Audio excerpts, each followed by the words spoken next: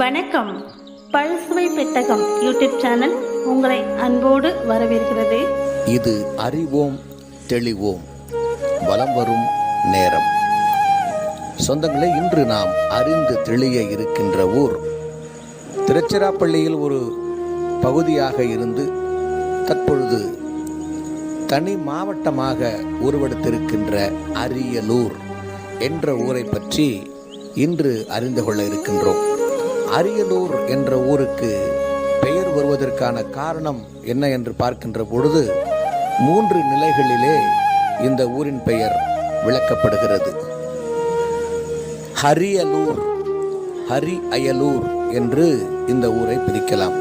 ஹரி என்றால் விஷ்ணு, விஷ்ணு பகவான் எழுந்தருளி இருக்கின்ற ஊர். ஆதலின் இது ஹரியலூர் என்று ஆனதாக கூறப்படுகிறது. அதற்கு சான்றாக தண்டாயுதராமன், கோதண்டராமனுடைய கோயில் ஒரே சிலையில் வடிக்கப்பட்ட சிற்பம் இருப்பதை நாம் சான்றாக கொள்ளலாம். இரண்டாவதாக அரியல் கூட்டல் ஊர். அரியல் என்றால் கள் உற்பத்தி. தென்னை மரங்களில் இருந்தும் பனை மரங்களில் இருந்தும் கள் உற்பத்தி செய்து விற்கப்படும் இடம், அதாவது போதைப் பொருள் அதிகமாக உற்பத்தி செய்யப்படுகின்ற இடமாதலின் இதனை அரியல் கூட்டல் ஊர் என்று அழைக்கலாயினர்.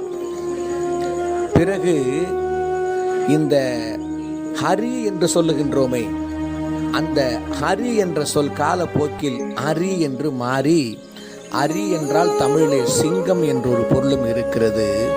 இந்த ஊர் மக்கள் சிங்கத்தை போன்று எதிரியை எதிர்த்து நின்று போரிட்டு அழிக்கக்கூடிய ஆற்றல் பெற்றவர்கள். ஆதலின் இந்த ஊர் அரி அயலூர் என்று கூறப்படுவதாகவும் இன்னொரு செய்தி இருக்கிறது. சோழர் காலத்திலே இந்த ஆதித்த சோழன் தொடங்கி 1ஆம் ராஜேந்திரன் சோழன் வரையிலான இந்த காலத்திலே இந்த பகுதிகளிலே பழுவேட்டரையர்கள், குறுநில மன்னர்கள், பழுவேட்டரையர்கள் என்ற குறுநில மன்னர்கள் இங்கு மிகுதியாக இருந்திருக்கிறார்கள். பொன்னியின் செல்வன் கதையை படித்தவர்களுக்கு இந்த பழுவேட்டரையர்களை பற்றி நன்றாகவே தெரியும். அவர்களின் இருப்பிடமாக விளங்கிய மேலப்பழுவூர் இந்த மாவட்டத்தில் தான் இருப்பது என்பது கூடுதல் சிறப்பு. இந்த பழுவேட்டரையர்கள் சோழர்களுக்கு பல நிலைகளிலே உதவியாகவும் போர்க்காலங்களிலே வெற்றிக்கு ஒரு காரணமாகவும் இருந்திருக்கிறார்கள் என்பது நாம் அறிந்த ஒன்று. இந்த ஊர் சிமெண்ட் நகரம் என்று சொல்லுவார்கள். அரியலூர் சிமெண்ட் தொழிற்சாலை எல்லாம் பிரசித்தமான தொழிற்சாலைகள் இங்கு இருக்கின்றன. ஆனாலும் அதையும் தாண்டி இன்னொரு சிறப்பு இருக்கிறது. பல்லுயிர் பாதுகாப்பு ஊர். அதாவது கடல்வாழ் உயிரினங்கள் போன்ற பல நிலை உயிரினங்கள் இங்கு மிகுதியாக இருந்ததாக தொல்லியல் ஆய்வுகள் கூறுகின்றன. நன்றி உறவுகளே.